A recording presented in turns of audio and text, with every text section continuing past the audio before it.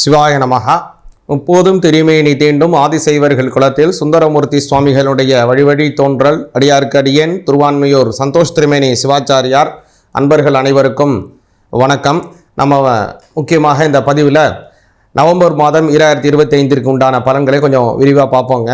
அதாவது முக்கியமாக சொல்லணும் அப்படின்னா, பொதுவாகவே உங்களுடைய வாழ்க்கையில் கடன் சம்பந்தப்பட்ட தொல்லைகள் இருக்கா, அல்லது உடல் வியாதிகள் சம்பந்தப்பட்ட உபாதைகள் இருக்கா, அல்லது உங்களுடைய ஜாதகத்தில் சூரியன் மறைவு ஸ்தானத்தில் இருக்கார், அல்லது நீச்சஸ்தானத்தில் இருக்கார், அல்லது 6, 8, 12 இந்த மாதிரியான ஒரு மறைவு ஸ்தானத்தில் பலன் கொடுக்கக்கூடிய இடத்துல சூரியன் போய் மறைஞ்சிருக்காரு.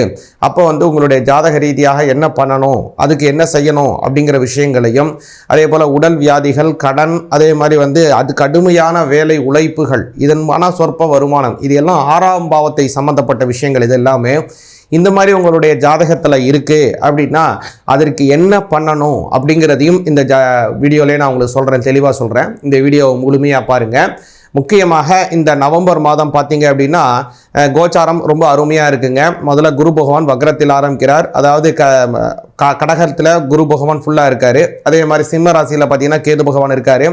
சூரிய பகவான் நீச்சஸ்தானம் அப்படின்னு சொல்லக்கூடிய துலா ராசியில் இருக்கார். அதே பகவான் புத பகவான் முதல்ல வக்ரத்தில் இருக்கார். 17ஆம் தேதி வக்ரத்தை அவரும் நிறுத்தி செய்து கொள்கிறார்.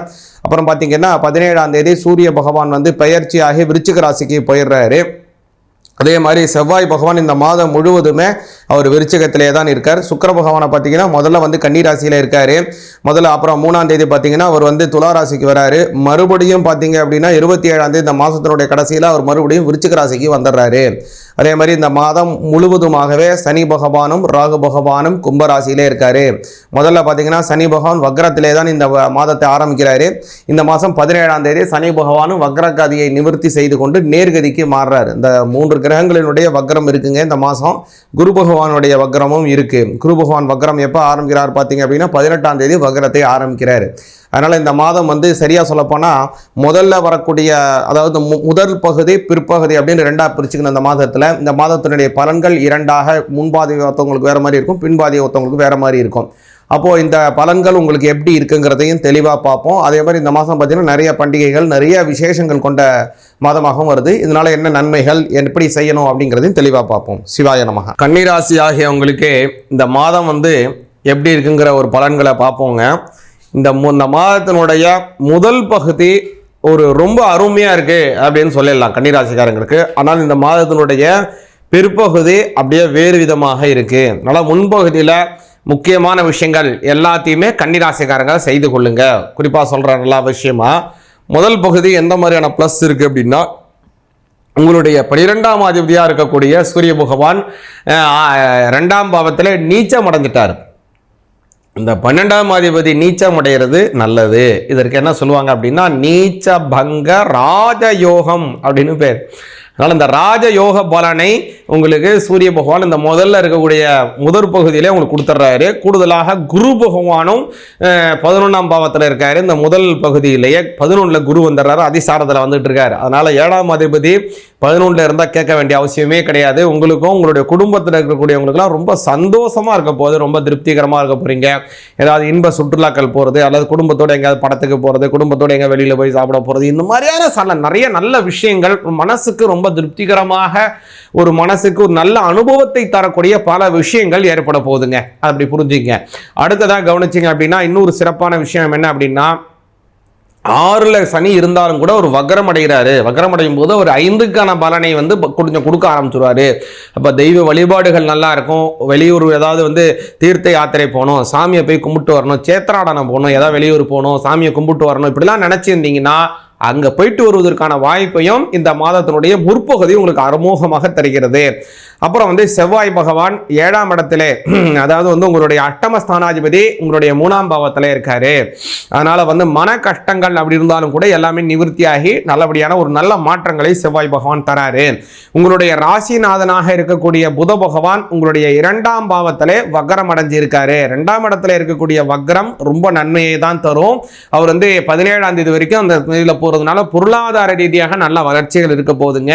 குடும்பத்திலே பணங்காசுகள் நல்லபடியாக புலகும். 10ஆம் அதிபதியும் அவர் தான். அதனால் ரொம்ப நாளாக ப்ரமோஷன் கிடைக்காம இருக்கக்கூடிய கன்னிராசிக்காரங்களுக்கு நிச்சயமாக ப்ரமோஷன் அப்படிங்கிறது கிடைக்க போகுதுங்க. அது நல்ல பலனாக அமையுதுங்க. அடுத்ததாக பார்த்தீங்கன்னா ஒரு பெரிய நல்லது முதல் பகுதியில் என்ன இருக்குது அப்படின்னா, கேது பகவான் 12ஆம் இடத்துல இருக்கக்கூடிய கேது பகவான் அவர் வந்து 12ல் இருக்கக்கூடிய கேது அப்படிங்கிறது வந்து மோட்சத்திற்கான அமைப்பு அப்படின்னு சொல்லுவாங்க. அதனால் இந்த சமயத்தில் கர்ம சாவல்யங்கள் ஏற்படும். நீங்கள் செய்திருக்கக்கூடிய கருத்து கர்மா, பிராரப்த கர்மா, காம கர்மா இதெல்லாம் இருக்கு இல்லைங்களா, இதெல்லாம் உங்களை விட்டு கொஞ்சம் கொஞ்சமாக குறைவதற்கான வாய்ப்பு, அதற்குண்டான நல்ல விஷயங்கள், தான தர்மங்கள் செய்வது, இந்த மாதிரியான பல நல்ல விஷயங்களை செய்ய போகிறீங்க. இந்த மாதத்தினுடைய பிற்பகுதி 16ஆம் தேதிக்கு மேலே எப்படி இருக்கும் அப்படின்னு கேட்டிங்கன்னா, இந்த விஷயங்கள் எல்லாமே கொஞ்சம் மாறுவதற்கான வாய்ப்பு இருக்குது. ஏன் அப்படின்னு கேட்டிங்கன்னா, சூரிய பகவான் 12ஆம் அதிபதி 3ல் போகிறாரு. அந்த 3 12 அமைப்பு அப்படிங்கிறத கவனிச்சிங்க அப்படின்னா, உங்களுக்கு உங்களுடைய வாழ்க்கை துணைவருக்கும் ஏதாச்சும் சின்ன சின்ன கருத்து வேறுபாடுகள் ஏற்படக்கூடிய வாய்ப்பு இருக்குது. அதனால் அதில் ரொம்ப கவனமாக இருக்குங்க. அதே மாதிரி வந்து இந்த செவ்வாய் வந்து இந்த குருவினுடைய பார்வை அப்படிங்கிறதுல கொஞ்சம் இருக்கிறதுனால அந்த கருத்து வேறுபாடு ஏற்பட்டாலும் கொஞ்சம் கொஞ்சமாக அது மறைவதற்கான வாய்ப்பு இருக்குது. 6ஆம் பாவத்தில் இருக்கக்கூடிய அந்த சனி பகவானும் வக்ரத்தை நிவிர்த்தி செய்து கொள்கிறார். 6க்கான வேலையை கடுமையாக செய்ய ஆரம்பிச்சிடுறாரு. இந்த 6க்கான வேலையை வந்து கன்னிராசிக்காரங்களுக்கு அந்த சனி பகவான் செய்யறதுனால குடும்பத்தில் சில உடல் உபாதைகள் ஏற்படக்கூடிய விஷயங்கள் இருக்குது. அதுவும் வந்து பார்த்திங்கன்னா அது வந்து வாயு சம்பந்தப்பட்டமான சில உடல் உபாதைகள் அதிகமாக ஏற்படுறது, செரிமான கோளாறுகள் ஏற்படுவது, ராகுவும் இருக்காரு, எலும்பு பல்லு தோல் இந்த மாதிரியான சில உடல் உபாதைகள் ஏற்பட்டு மறைவதற்கு வாய்ப்பு இருக்குது. அதனால் இந்த மாதிரியான விஷயங்கள்ல கொஞ்சம் கவனமாக இருக்கணும் கன்னிராசிக்காரங்க. சரி, இந்த மாதிரி விஷயங்கள்ல என்ன செய்யணும் அப்படின்னு கேட்டிங்கன்னா, அந்த ராகுவினால ஏற்படுவதும் சனி பகவானால் ஏற்படுறதுனால சனிக்கிழமையில சனி பகவானை கும்பிட்டுவாங்க. அதே மாதிரி ஆஞ்சநேயருக்கு வெற்றிலை மாலை போடுங்க. இந்த ராகுவினால ஏற்படுவதனால இந்த மாதம் வந்து அம்பாளுக்கு உகந்தமான அந்த பௌர்ணமி வருது, நவம்பர் மாதம் 5ஆம் தேதி. அன்றைய தினத்திலே அம்பாளுக்கு லலிதா சகஸ்ரநாமம் அல்லது குங்குமத்தினால அர்ச்சனை செய்யணும். இந்த அம்மனுக்கு உங்களுக்கு பக்கத்தில் இருக்கக்கூடிய கிராம தேவதாக்களை நாகாத்தம்மன் கோயிலாக இருக்கலாம், மாரியம்மன் கோயில், காளியம்மன் கோயில், புடாரி அம்மன் கோவில், உங்களுடைய கோவில் பக்கத்தில் இருக்கக்கூடிய கோவில் என்ன கோயில், அம்மன் கோயிலோ கிராம தேவதையோ என்ன உங்களை பாதுகாக்கக்கூடிய தெய்வதையோ அந்த சேத்திர தேவதைகிட்டிடம் ஒரு குங்குமத்தினால அர்ச்சனை பண்ணுங்க. இல்லைங்க என்ன பண்ணணும்னு தெரியலங்க, அதெல்லாம் அங்கே இருக்கிற உங்களுக்கு தெரியாதுங்க. ஒன்றுமே ஆனால் குங்குமம், மஞ்சள், அதுக்கப்புறம் வந்து திருமாங்கல்ய கயிறு இந்த மாதிரியான விஷயங்களை அம்மன் பாதத்தில் வச்சு கும்பிடுங்க, போதுமானது. இதை நீங்கள் செஞ்சீங்கனாலே ரொம்ப நல்ல பலன் கிடைக்குங்க இந்த மாதத்தில். கூடுதலாக கன்னிராசிக்காரங்களுக்கு ஒரு விஷயம் என்ன அப்படின்னா, 10ல் இருக்கக்கூடிய குரு பகவான், அதாவது 11ல் இருக்கக்கூடிய குரு பகவான் அப்படிங்கிறவரும் வந்து அப்படியே வந்து வக்ரத்தை ஆரம்பிக்கிறார். அந்த 10ல் 11ஆம் பாவத்துக்குள்ள இருக்கக்கூடிய குரு பகவான் 10க்கான வேலை செய்வதற்கு மாறுறார். வக்ரம் அடையும் போது ஒரு கிரகம் நல்லா புரிஞ்சுங்க, எந்த இடத்தை நோக்கி போயிட்டு இருக்கோ அது மறுபடியும் ரிவர்ஸ் ஆக ஆரம்பிச்சிடும். அப்போ ரிவர்ஸ் ஆகும்போது அதற்கு முன் இருக்கக்கூடிய பாவம் என்னவோ அந்த பாவத்தை அது பார்த்து அதற்கு உண்டானபடியான விஷயங்களை அது உள்வாங்க ஆரம்பித்து விடுவோம் அந்த கிரகங்களினுடைய தன்மை.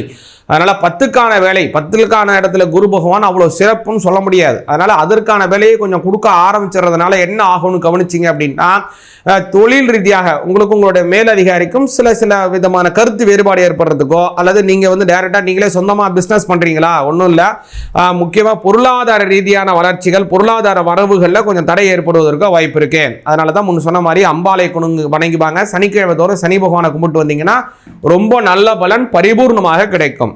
சிவாய நமஹ.